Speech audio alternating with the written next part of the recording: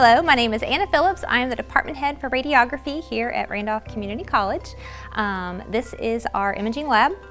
So this is where you'll work as a student, and this is where we will do all of your training. The equipment that's in the room now is the same type of equipment that you would use if you were to go to work in the actual hospital setting. So today I am going to teach you how to do a chest x-ray. So this is exactly like we would teach you if you were in the program. So this is our imaging tube. This is something called an image receptor, and this is called your upright bucky. So this is the equipment that we're going to use today. So I'm going to move over to the bucky now. I'm going to slide our patient out of the way here. So you'll just open up the tray. You'll place your image receptor inside. Make sure you secure it into place. Okay, and then close that back up. The other thing you're going to want to do is make sure that you have your tube in place. So for chest x-rays, we use what's called a 72-inch SID, so that is the distance from this tube all the way to the image receptor. So you want to make sure that you have that into the right place, so that way that communicates with your upright bucky. So once you have your room all the way set up, it's time to go ahead and get your patient. So you'll go and you'll get your patient, you'll ask them a series of questions to get their patient history, record that information, and then make sure that you explain the exam to them. So you'll bring your patient over to your upright bucky. So we're just going to slide our skeleton over.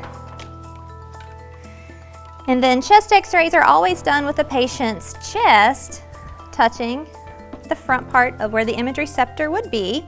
And this is because the heart lies anterior in the patient's chest, so that way it doesn't make it look too big, which could make the radiologist think they have some type of pathology going on. So you want to make sure that you have your x-ray tube lined up with your upright bucky. So you do that by looking at this red laser beam. So the red laser beam should be right in line with this middle black hash mark. And if it's not, then you just simply adjust it. Okay. So of course, the most important thing is to make sure that you have the patient's entire lung on the x-ray. So we can do this a couple of different ways. There's some anatomical landmarks that you can check on your patient, and you can actually feel on yourself as well. So if you feel on the back of your neck and look down at the floor, and if you feel on your neck, you'll feel a bony prominence that sticks out more than the rest. This is called your vertebral prominence, and it corresponds to about the level of C7. So if you have the top of your x-ray light and the top of your image receptor at about that level, then you can pretty well guarantee that you should have the very top of your patient's lung. So it's very important in imaging to make sure that you position your patient accurately, and you try to get your x-ray and all the anatomy that's needed on the very first attempt. Otherwise, you're going to increase your patient's radiation dose, which could lead to some type of issue later on. So we do learn about anatomy, you learn about all the technical factors that go into positioning every part of the body, and you also learn about how to protect your patient from unnecessary radiation. So this is just one of two x-rays. So this is called a PA chest x-ray because the x-ray beam is entering the posterior portion of the patient and it exits anteriorly.